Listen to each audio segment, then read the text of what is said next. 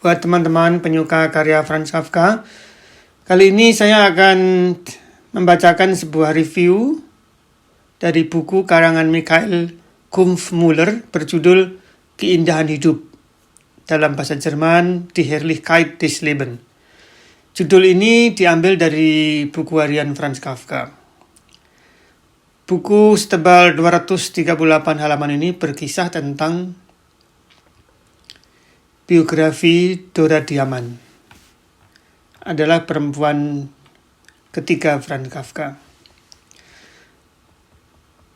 Novel ini ditutup dengan penjelasan dan ucapan terima kasih ke berbagai pihak. Dijelaskan oleh penulisnya bahwa tukar-menukar surat antara Kafka dan Dora tidak bisa ditemukan. Dora Diamond pada musim panas 1924 membawa 20 buku catatan dan 35 surat dari Kafka ke Berlin. Pada tahun 1933, Gestapo, itu Geheime Staatspolizei, semacam intelnya zaman Nazi, atau polisi rahasia, melakukan penyelidikan dan semua dokumen tersebut dilenyapkan. Dora tinggal di Jerman sampai tahun 1936. Kemudian pindah ke Soviet selama 3 tahun. Sebelum Perang Dunia II meletus, ia beremigrasi ke Inggris. Di Inggris pada usianya yang ke-54 tahun, tepatnya bulan Agustus 1952, ia meninggal. Hermann Kafka, ayah Kafka, hidup sampai tahun 1931, dan Julie Kafka hidup hingga tahun 1934. Ketiga adik perempuan Kafka, Ellie, Vali, dan Otla, juga keponakannya, Hannah, telah dibunuh oleh Nazi tahun 1942-1943 di Chelmno dan Auschwitz. Ada 3 perempuan yang penting dalam hidup Kafka. Pertama adalah Felice Bauer, sebagai pacar dan pernah bertunangan 2 kali, tapi selalu batal. Surat-surat yang ditulis Kafka kepada Felice Bauer setebal 759 halaman. Kedua, Milena Jesenka, sebagai penerjemah karya Kafka ke dalam bahasa Ceko dan sebagai pacar gelapnya, mengingat Milena sendiri punya suami. Surat-surat Kafka kepada Milena tebalnya 349 halaman.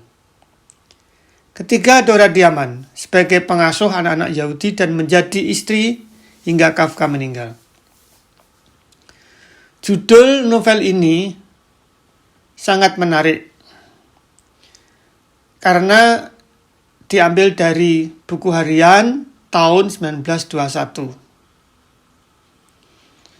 Dikisahkan, Dr. Franz Kafka, atau sering disebut dokter di buku ini, bersama adik-adiknya, Ellie, Vali, dan Otla, mengadakan liburan di Pantai Osee,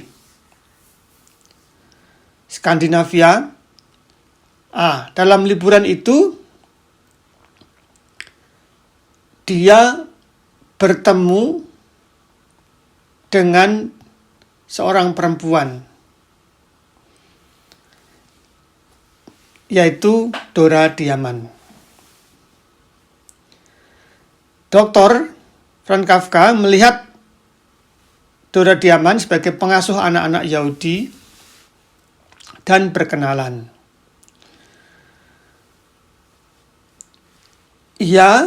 Si Dora Diamond digambarkan sebagai sosok pengasuh yang sangat sabar dan suka bermain.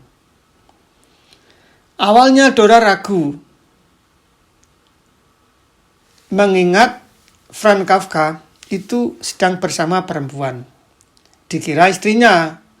Setelah berkenalan, ternyata itu adiknya bernama Vali, yang juga membawa suaminya bernama Yosef. Kafka menawarkan Dora untuk bertemu lagi, tapi Dora inginnya bertemunya di dapur karena dia sedang mengasuh anak-anak. Apalagi Dora ini pada waktu itu usianya 17 tahun dan tidak mempunyai pengalaman berkenalan dengan cowok. Kafka di situ menghujani banyak pertanyaan. Dari mana asalnya, di mana tinggalnya. Sangat antusias. Sementara Kafka ikut tercengang melihat kecantikannya. Dora mengaku berasal dari Krakau, Polandia. Ia melarikan diri dari ayahnya di Krakau dan tinggal di Berlin untuk bekerja di semacam panti anak untuk orang-orang yang orang tuanya meninggal. Mendengar kata Berlin, Kafka langsung senang. Kenapa? Ya, Kafka sendiri pernah punya pacar namanya Felix Bauer, juga tinggal di Berlin. Yang mencengangkan adalah Dora, karena dia kagum keterangan Kafka ini sangat detail tentang Berlin. Artinya Kafka tahu betul di mana Dora tinggal, bahkan di mana Dora bekerja. Dora memperkirakan bahwa Kafka ini usianya 30 tahun. Artinya selisihnya sekitar 10 tahun dengan dirinya. Dan Kafka sudah diketahui punya penyakit tuberkulosis.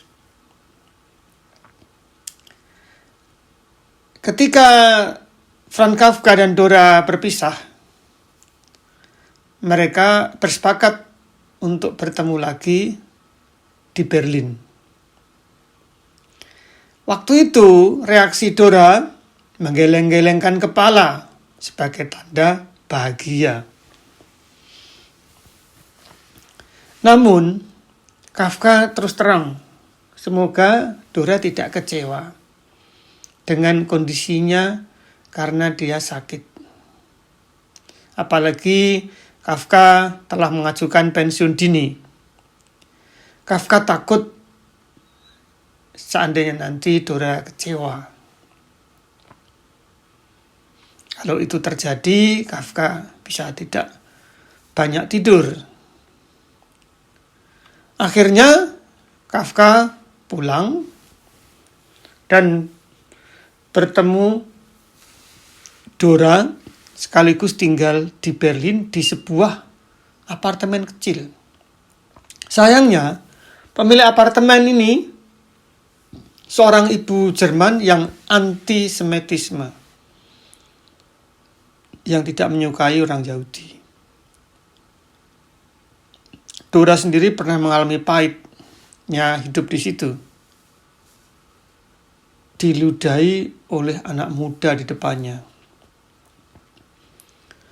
Tapi Dora ini orangnya polos. Dan dia sabar saja menerima perlakuan seperti itu. Dora sekarang saat tinggal di Berlin berusia 25 tahun. Dan Kafka 15 tahun lebih tua, yakni tepatnya 40 tahun usianya Kafka.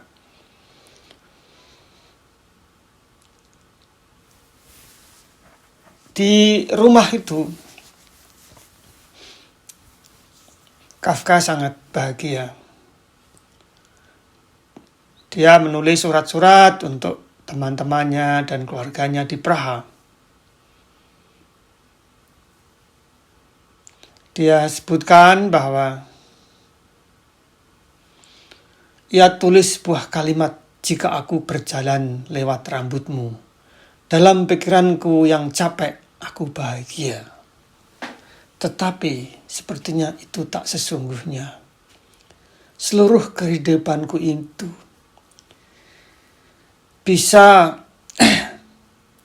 dibuktikan, tapi bagaimana memulainya? Selama mulai hidup dengan kamu, dengan Dora ini, tanpa keraguan." Kira-kira seperti itu. Di Berlin dan kedua pasangan baru ini mendapatkan kunjungan dari Max Brod dan pacarnya bernama Amy. Max Brod sempat kaget melihat tubuh Kafka tak seperti biasanya. Karena apa? Beratnya cuma 59 kilo. Di Berlin, dia telah menulis tema koloni. Mungkin maksudnya Indristrafkoloni, ya, hukuman di tanah jajahan. Dan pernah dibaca kan sambil berdiri di jendela. Kemudian Dora menyebut bahwa zaman dulu waktu ke pantai itu dia sangat mengingat-ingat Kafka terus, mengingat-ingat anaknya dan suasana liburan. Sementara Kafka ini membayangkan mantan-mantannya. Jadi ada mantan yang berinisial M, usianya 20 tahun. Yang itu maksudnya Milena. Mantan berusia F, mungkin Felix Bauer, usianya 20 tahun juga. Ada mantan yang menurut saya pribadi ini paling cantik, namanya Yuli, yang sedikit lebih tua. Ada lagi kenalan, ya bukan mantan, tapi kenalan cewek dari Swiss, ya, yang bukan Yahudi. Kemudian itu bayangan Kafka terhadap mantan-mantannya. Ya. Tak terasa 3 bulan tinggal di Berlin, Kafka sempat menandatangani kontrak dengan penerbit. Yang menarik, meskipun Kafka tinggal di Berlin dan mantannya Felix Bauer tinggal di Berlin, dia tidak ingin bertemu. Alasannya karena Felix juga sudah mempunyai anak dari seorang suami. Penulis buku ini atau novel ini, karena ini semacam novel biografi Dora Diamond, kadangkala menyebut dokter, kadangkala menyebut Franz Kafka, jadi berganti-ganti dia menyebutnya.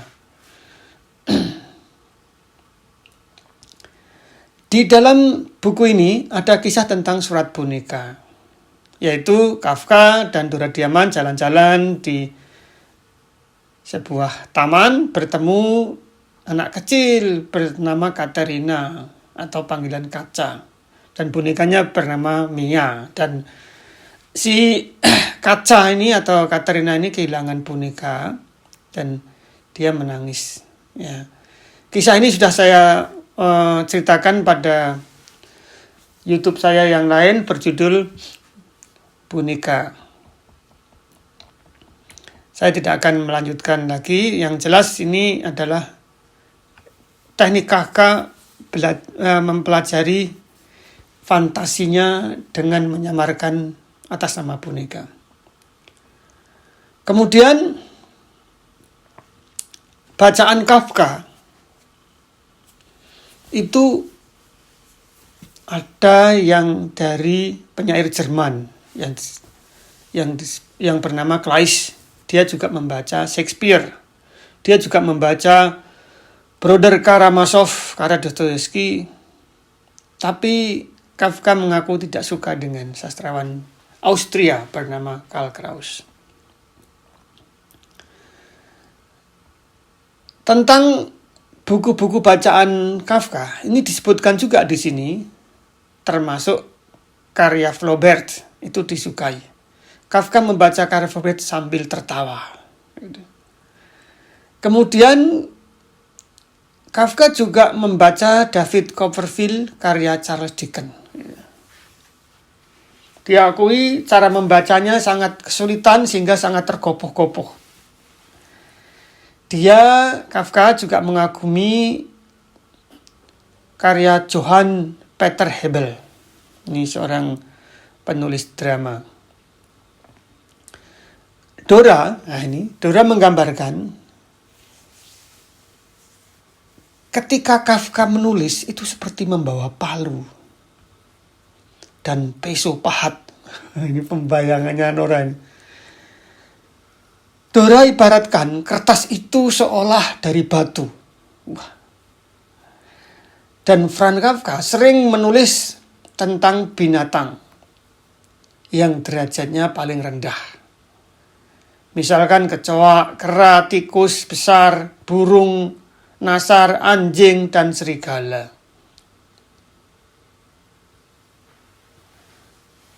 Kemudian Kafka sering mengusung tema tentang salju yang berjatuhan. Itu sangat dingin.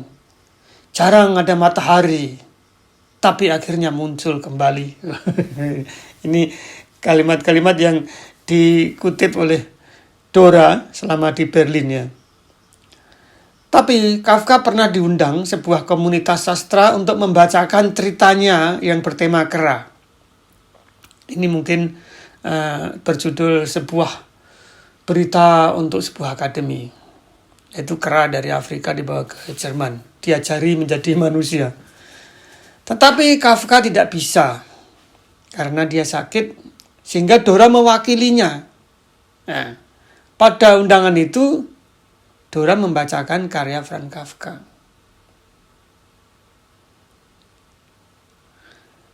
Ya, tema tentang kera tadi itu. Kondisi kesehatan Kafka di Berlin semakin buruk. Kehidupan berdua di Berlin tidak membawa perubahan kesehatan yang membaik. Diputuskan untuk pulang ke Praha. Kelak Dora akan menyusulnya. Dan Kafka sempat dibawa ke gunung di Davos di Swiss. Sayangnya ketika Dora akan masuk Swiss, mengalami kesulitan. Karena dia dari Polandia, Eropa Timur, harus banyak memenuhi persyaratan dokumen yang diperlukan. Akhirnya Kafka dibawa ke rehabilitasi di Austria. Dora menyusul ke Austria di sebuah gunung. Sempat ia mengalami kesulitan mencari alamat itu. Ia perlu membaca telegram dari Franz Kafka berkali-kali. Tempat yang dituju adalah Pernitz. Itu bangunan rehabilitasi tua, semacam kuil yang terletak di atas gunung. Ketika Dora menjumpai Kafka, ia sudah terlentang di ranjang. Dora tak mengenali lagi karena Kafka sangat kurus. Sehingga Dora akan ragu memberi kecupan pada Kafka layaknya pertemuan pertama sebagai sambutan. Karena tempatnya di gunung sehingga Dora sempat kesulitan mencari penginapan. Maka dengan rendah hati dia tidur di rumah petani yang sangat sederhana. Tak lama tinggal di sini, Kafka dipindah lagi ke rehabilitasi di Kirling, Wina, di bawah pengawasan Profesor Hašek. Nah, disinilah Uthela, adiknya Kafka yang paling disukai, datang mengunjungi. Dan terus terang Uthela sangat gembira karena ada Dora yang mendampingi Kafka sehari-hari. Bahkan pada saat itu, saat Kafka dalam keadaan kritis, Dora berkali-kali bilang Uthela hendak merencanakan kawin dengan Franz Kafka. Bahkan sempat Dora kehabisan pakaian di situ saat menunggui Kafka. Dia harus minta kiriman dari Berlin temannya yang bernama Judith itu.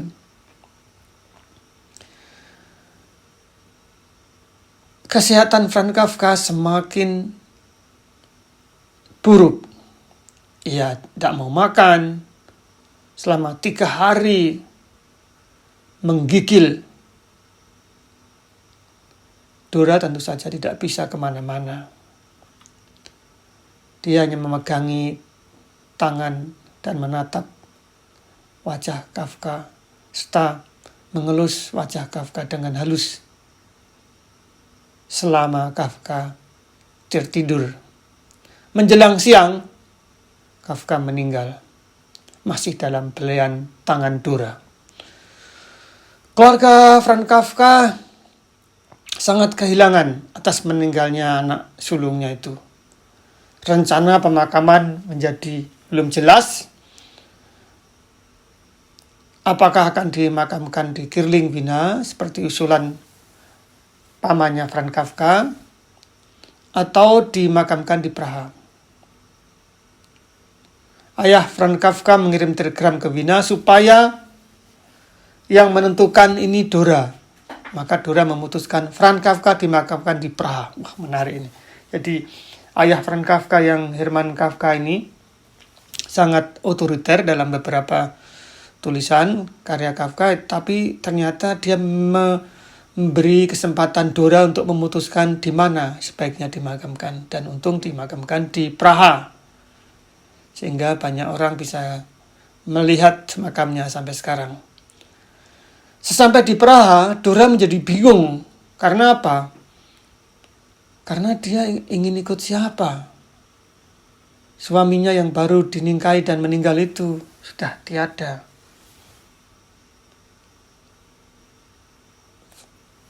Kemudian keluarga Kafka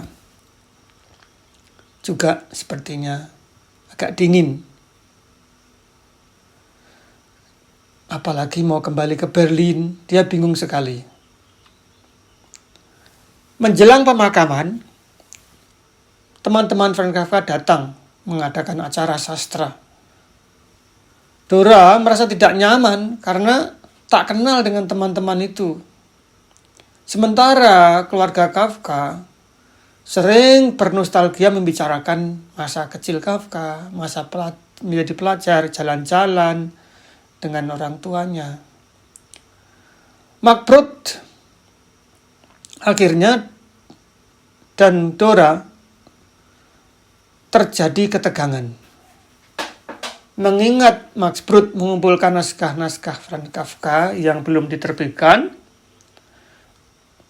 Dora dicecar pertanyaan sekiranya Dora masih menyimpan novel, fragmen, atau cerita lain. Tapi Brod tak hanya menanyakan kepada Dora, melainkan ia bertanya ke semua kenalan-kenalan Franz Kafka. Dora dalam hal ini agak tersinggung. Bagaimanapun, toh dia yang paling berhak atas semua karya warisan Franz Kafka. Mengingat ia istri yang resmi. Namun Dora mengakui dari seluruh karya Franz Kafka, ada satu yang paling ia sukai, berjudul 11 Anak Lelaki, Elfsona.